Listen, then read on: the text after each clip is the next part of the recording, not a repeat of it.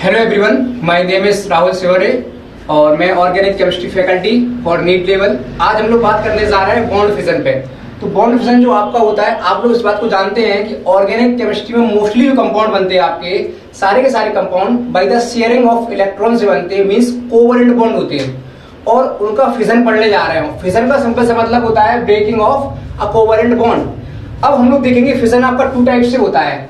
एक फिजन होता है आपका, उसको बोलते हैं अपन लोग होमोलिटिक फिजन, और जो दूसरा फिजन होता है उसको बोलते हैं हम लोग हेट्रोलिटिक फिजन। आपका जो होमोलिटिक फिजन होता है, इसके लिए कुछ कंडीशन होती है जो नेसेसरी होती है। सपोज करो हम कंडीशन जो लेते हैं उन कंडीशन को बोलते हैं हम लोग ट्रिक बना के हेल्पर, जिसमें H फॉर होती है heat, E for electricity, L for light, P for peroxide and silent होती है, और R फॉर होता है फ्री रेडिकल। इनमें से अगर कोई भी कंडीशन हम अप्लाई करते हैं तो जो फिजन होगा हमारा वो फिजन होता है होमोलिटिक फिजन। और होमोलिटिक फिजन में जो शेयर्ड पेयर के इलेक्ट्रॉन होते हैं वो इक्वली डिस्ट्रीब्यूट होते हैं। सपोज करो हमने एग्जांपल लिया CH4 लिया, इस CH4 को हमने टेस्ट ट्यूब में बंद कर दिया एक, और टेस्ट ट्यूब में बंद करने के बाद हमने इनमें से कोई फैक्टर लगा दिया उस पर। तो होता क्या है, जब CH4 जो होता है इसकी होगी होमोलिसिस, और होमोलिसिस के बाद जो हम लोग देखेंगे वो क्या होगा उसमें कि दोनों जो इलेक्ट्रॉन होंगे शेयर्ड वाले, वो दोनों इलेक्ट्रॉन इक्वली डिस्ट्रीब्यूट हो जाएंगे दोनों तरफ, और इसको बोलते हैं होमोलिटिक फिजन। और एक कंडीशन होती है इनमें से कोई भी लगा सकते हैं हम लोग। जब इक्वली डिस्ट्रीब्यूट होंगे तो एक इलेक्ट्रॉन जाएगा इस तरफ और एक इलेक्ट्रॉन जाएगा इस तरफ, इसको बोलते हैं फिश कर्व्ड एरो। और इसके बाद जो हमको मिलने वाली चीजें हैं वो हमको मिलेगी इस टाइप से, जिसको हम लोग नाम देते हैं मिथाइल फ्री रेडिकल। और जो दूसरा मिलने वाला हमको वो है हाइड्रोजन आयन फ्री रेडिकल। ये दोनों ही फ्री रेडिकल हमको मिलते हैं। अब इस प्रकार से हमको फ्री रेडिकल मिला। अब हम बात करेंगे कि इसकी प्रॉपर्टी क्या क्या होती है। तो इसको हम हटा रहे हैं, इसके बाद हम इसकी प्रॉपर्टी देखने जा रहे हैं। तो पहली प्रॉपर्टी हम लोग देख रहे हैं आप लोग कि इसके पास 3 बॉन्ड पेयर दिख रहे हैं आपको, और जो 3 बॉन्ड पेयर दिख रहे हैं और एक दिख रहा है आपको सिंगल अनपेयर इलेक्ट्रॉन। तो इसके पास पहली प्रॉपर्टी जो होती है इसकी वो होती है 3 bond pair plus 1 unpaired electron, 1 unpaired electron, पहली प्रॉपर्टी। दूसरी प्रॉपर्टी जो होगी, क्योंकि इसके पास नंबर ऑफ इलेक्ट्रॉन 7 है, और नंबर ऑफ इलेक्ट्रॉन 7 होने की वजह से हम लोग उसको कहते हैं ऑड इलेक्ट्रॉन स्पीसीज। आपकी होती है ऑड इलेक्ट्रॉन स्पीसीज होती है, और इलेक्ट्रॉन डेफिशिएंट है क्योंकि इसके पास नंबर ऑफ इलेक्ट्रॉन कितने होंगे, 7 इलेक्ट्रॉन होते हैं, और 7 इलेक्ट्रॉन की वजह से इसके पास एक सिंगल बच जाता है क्या, unpaired electron.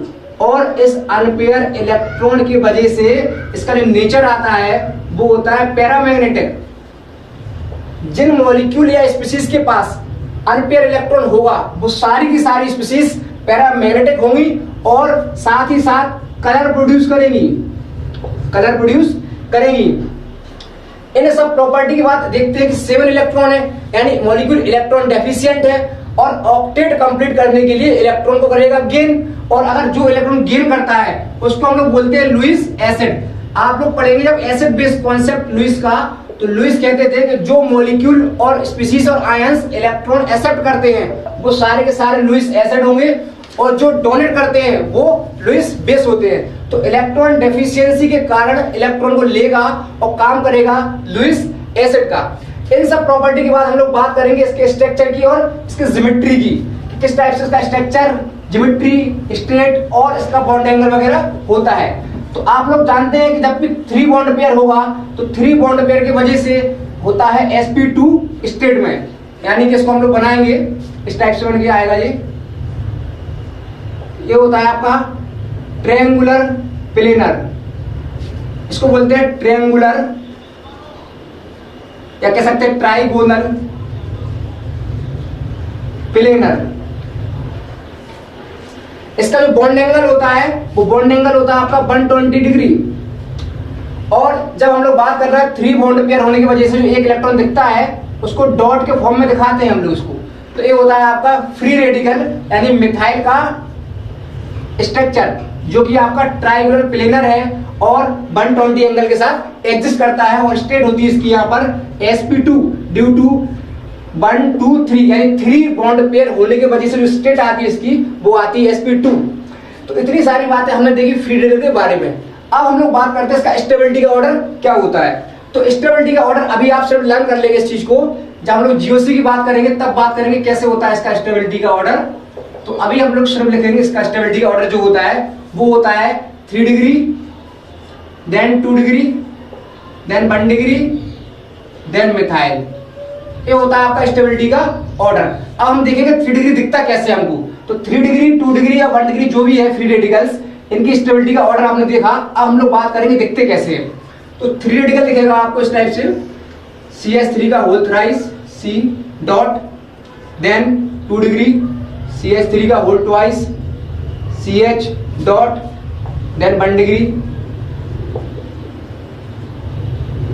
Then methyl free radical. इस सारे फ्री रेडिकल की स्टेबिलिटी का ऑर्डर होता है। इसको हम लोग एक्सप्लेन कर पाएंगे जब जीओसी जाएंगे तो इंडक्टिव इफेक्ट वगैरह पढ़ेंगे, वहां पर हम इसको एक्सप्लेन करेंगे। अभी सिर्फ आप इसको इतना लर्न कर सकते हैं। तो ये होता है आपका स्टेबिलिटी का ऑर्डर। अब हम लोग बात करने जा रहे हैं कौन कौन सी रिएक्शंस ऐसी होंगी जो कि फॉलो करती हैं फ्री रेडिकल मैकेनिज्म को, यानी कि उनमें होता है होमोलिटिक फिशन। और होमोलिटिक फिशन जो होता है आप लोग देखेंगे इस चीज को 11th क्लास में कि वहां पर आपका आएगा हेलोजिनेशन ऑफ एल्केन। तो पहला एग्जांपल होता है इसमें हेलोजिनेशन ऑफ एल्केन, पहला एग्जांपल होता है। दूसरा एग्जांपल हम लोग जो देखते हैं वो होता है आपका वुड्स रिएक्शन। इस टाइप से और भी एग्जांपल इसके होते हैं जिसमें आपका फ्री रेडिकल हमको मिलता है due to homolytic fission by the applied condition. कौन कौन सी? Helper condition. अब हम लोग बात करने जा रहे हैं हेट्रोलिटिक फिशन की। हेट्रोलिटिक फिशन में क्या होता है, जो शेयर्ड पेयर इलेक्ट्रॉन होंगे वो किसी एक मोर इलेक्ट्रोनेगेटिव एलिमेंट की तरफ शिफ्ट हो जाएंगे। सपोज करो हम लोगों ने लिया है इस तरीके से CH3Cl मॉलिक्यूल, इसको बोलते हैं क्लोरोमीथेन। इसका आप जब बनाएंगे स्ट्रक्चर तो इस टाइप से दिखेगा।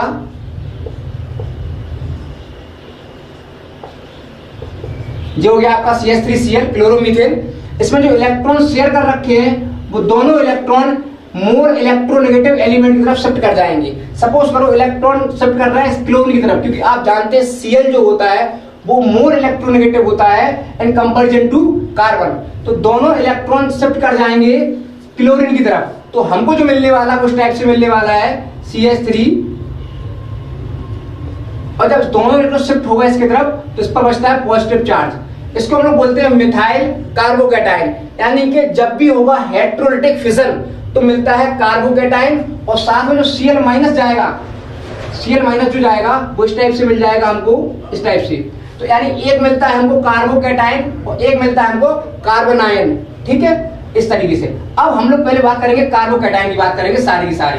आप लोग देख पा रहे हैं इसमें किसमें भी 3 बॉन्ड पेयर है। पहली property 3 bond pair, unpaired electron कोई भी नहीं है इसके पास।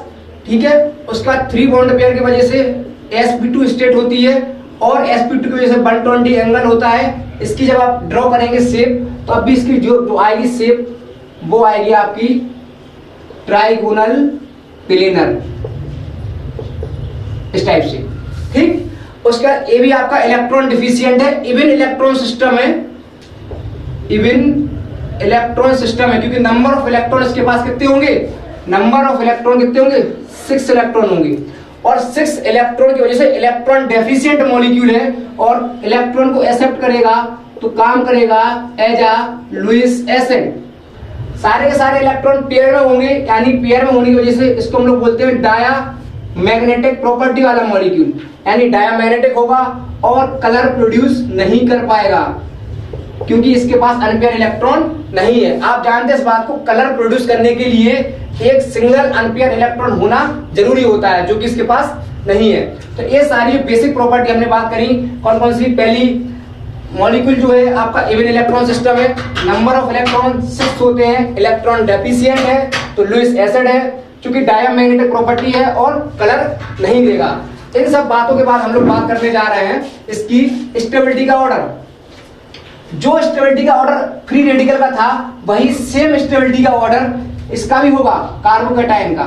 तो इस टाइप से इसकी स्टेबिलिटी जो ऑर्डर होगी वो होगी 3 degree, 2 degree, 1 degree, then methyl.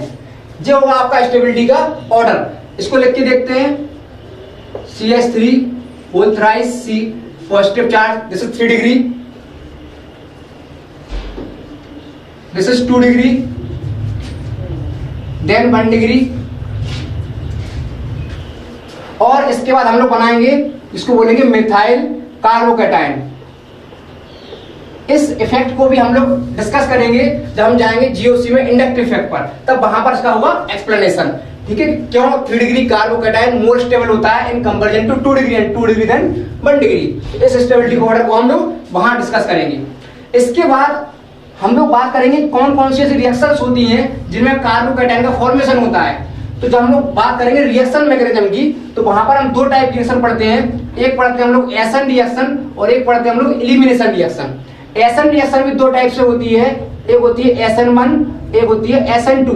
ठीक उसी टाइप से E1 भी और E2 भी होती है। तो हमको जो कार्बोकैटायन मिलने वाले हैं वो हमको मिलने वाले हैं SN1 में और हमको मिलने वाले हैं E1 में। SN1 और E1 जो होती है वो फॉलो करती है कार्बोकैटायन के फॉर्मेशन को। ठीक, अब हेट्रोलिटिक फिजन के बाद 2 लोग मिले थे हमको, एक तो मिला था हमको क्या कार्बोकैटायन और दूसरा क्या मिला था कार्बन आयन।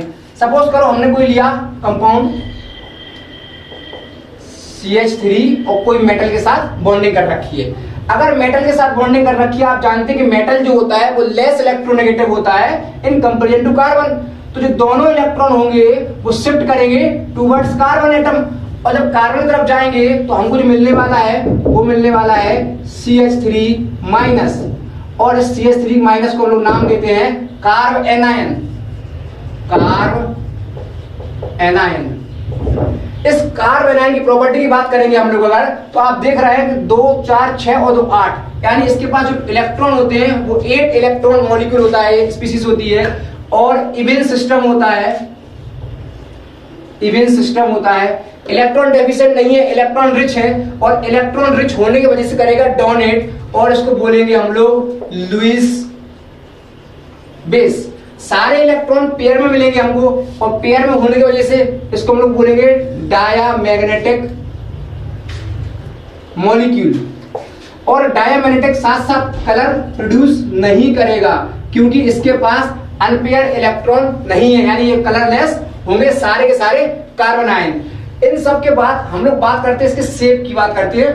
तो शेप जो होता है इसका, आप शेप देखोगे तो आपको पिरामिडल शेप मिलता है, पिरामिडल शेप मिलेगा। और जो होते हैं जो इलेक्ट्रॉन का पेयर होता है वो होता है अनहाइब्रिडाइज्ड p ऑर्बिटल में, जो कि अनपेयर के फॉर्म में मिलते हैं, लोन पेयर के फॉर्म में मिलते हैं। और इस टाइप से इसका जो शेप होगा वो मिल जाएगा पिरामिडल शेप। पिरामिडल शेप यानी कि जो भी आपके कार्बन आयन्स होंगे सारे के सारे पिरामिडल होंगे, और sp3 स्टेट में मिलेंगे क्योंकि इसके पास 3 बॉन्ड पेयर दिख रहे हैं आपको और एक लोन पेयर दिख रहे हैं। तो 3 bond pair plus 1 lone pair की वजह से स्टेट आपकी आने वाली है, वो आने वाली है sp3। ठीक, और इसके बाद हम लोग बात करने वाले हैं इसकी स्टेबिलिटी का। तो इसकी स्टेबिलिटी का ऑर्डर जो होता है वो कार्बोकैटायन और फ्री रेडिकल के जस्ट अपोजिट होता है, क्योंकि जब हम लोग बात करेंगे फिर से वहीं जाएंगे तब जीओसी में बात करेंगे क्यों ऐसा होता है। तो इसका स्टेबिलिटी का जो ऑर्डर होता है वो सबसे ज्यादा स्टेबल होता है methyl, then 1 degree, then 2 degree, then 3 degree. तो आपका स्टेबिलिटी का ऑर्डर इस टाइप से होता है। हम लोग ड्रॉ करेंगे, अगर बना के देखेंगे तो CH3 methyl, methyl carbon ion, 1 degree carbocation, sorry carbon ion, 2 degree,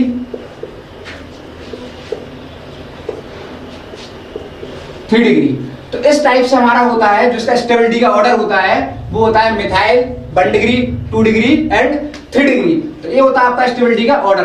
अब ऑर्गेनिक केमिस्ट्री में ऐसी कौन कौन सी रिएक्शंस होती हैं जो कि फॉलो कर रही होती हैं कार्बन आयन के फॉर्मेशन को, और ऐसी रिएक्शंस आपको हम लोग जब पढ़ेंगे एल्डिहाइड और कीटोन यानी कार्बोनिल कंपाउंड, तब वहां पर हम लोग बात करेंगे कि एक रिएक्शन होती है आपकी एल्डोल रिएक्शन। एल्डोल रिएक्शन जो होती है वो एल्डिहाइड की बड़ी खास रिएक्शन है, इंपॉर्टेंट होती है कंपटीशन और बोर्ड पर्पज से, और इसका भी टाइप होता है सिंपल और क्रॉस एल्डोल, वो बाद में बात हो जाएगी। और जो दूसरी होती है वो होती है परकिन रिएक्शन। ठीक, तो और भी सारी रिएक्शंस होती है, इस टाइप से कैनिजारो रिएक्शंस भी होती हैं, ठीक है ना। तो वो सब अपने कार्बन 9 के फॉर्मेशन को फॉलो कराती हैं। तो ये हमने जो बात करी है वो सारी की सारी बात करी है अबाउट इंटरमीडिएट जो कि रिएक्शन के टाइम पे बनते हैं, और शॉर्ट टाइम अनस्टेबल स्पीशीज होती हैं जो कि थोड़े समय के लिए बनती हैं। Thank you.